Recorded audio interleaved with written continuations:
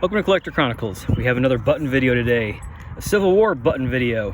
These are all Union or Yankee or Federal Army buttons from the Civil War for guys that weren't officers. They call them other ranks, maybe privates, enlisted men. And there's a distinction because officers had typically the letter for their branch, like infantry, the letter I. Before the Civil War, like in the 1840s, everybody had a letter corresponding to their branch. There's dragoons, which are replaced by cavalry.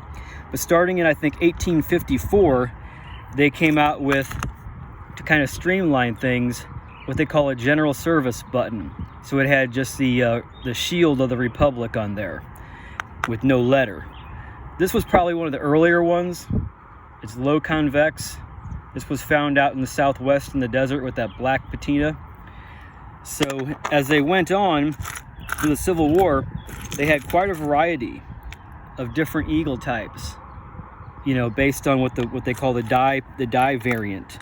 There was cuff size, which are the small ones, and then there was the regular coat size or jacket size. Some of them have like a gold wash on them like that. I think there's a difference between a gold wash and actual gold or gilt plating. A wash seems to be almost kind of like a paint type of thing that is a little bit not as mirror-like. So here's another version right here. It's got like a pretty wide shield.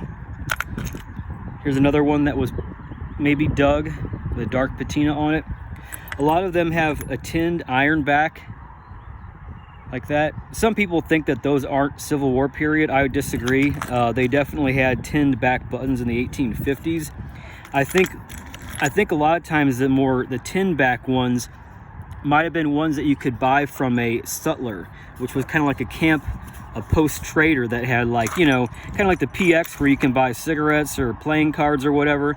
They would have had replacement buttons that would have been perhaps an inferior quality compared to what the government issued on your jacket, and that would bring the price down because the soldiers were usually running out of money. A lot of times they were even in debt to those post-trader guys that followed the regiments around.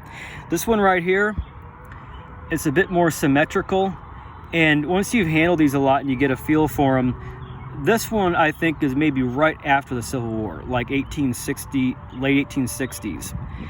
So here's another version right here, or another example. It's a very kind of refined, kind of, well, I'd say more boring looking. Whereas these earlier ones, they have more character. They're a little bit more goofy looking or imperfect looking. In the 1870s, they replaced all of these with these right here. These are what they call Indian Wars era or Spanish-American War. Somebody turned it into like a patriotic pin. And a lot of times with the military uniforms, they were kind of inspired by other, whatever the predominant military was in the world, they would kind of inspire their uniforms. Like the kepis, that type of uniform, that was inspired by the French. Now in the Franco-Prussian War, when the Prussians were winning or won, then everybody was patterning their uniforms after the Prussians. They even had spiked helmets all around the world, in the US as well. So this is kind of like a Prussian looking eagle. Now when I say that, people are like, you know, what do you mean Prussian looking? Well, if you see the Shako or the spiked helmet plates that have the eagle on there, the Prussian eagle has a certain look to it, very high profile, almost kind of more warlike looking, and not quite as graceful. So there's different back marks you can see here. That's a Scoville back mark that actually is an earlier back mark. They call that RMDC, which means raised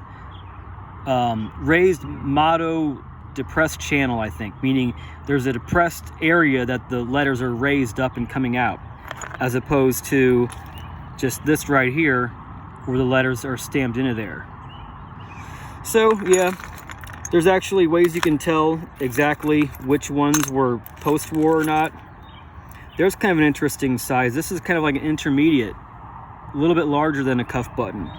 And there's another size that I don't have here that's actually a lot noticeably bigger for like an overcoat, like a greatcoat looking thing.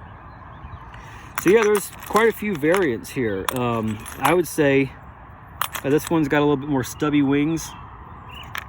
So even these, which are pretty reasonable to pick up, if you collect them, you can build up a pretty good assortment.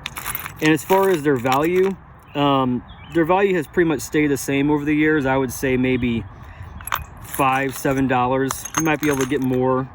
If I were to sell these, I wouldn't probably sell them individually. I would put them in groups to incentivize people bidding on them. This one right here is pretty cool.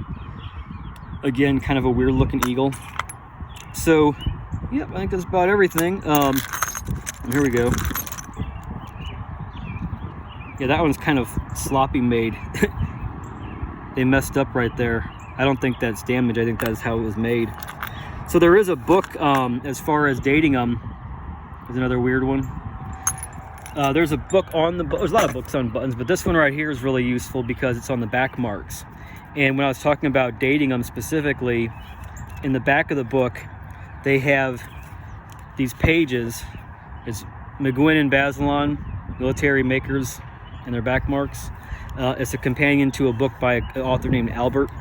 So with Scoville, which was started in like 1802, I think, see how they have like a breakdown of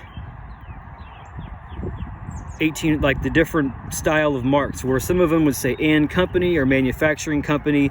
You can pin it down to a time period more specifically.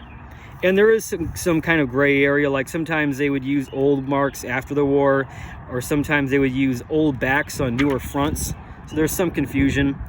But anyway, that's kind of giving you an idea to the extent with which these collectors really get into this stuff.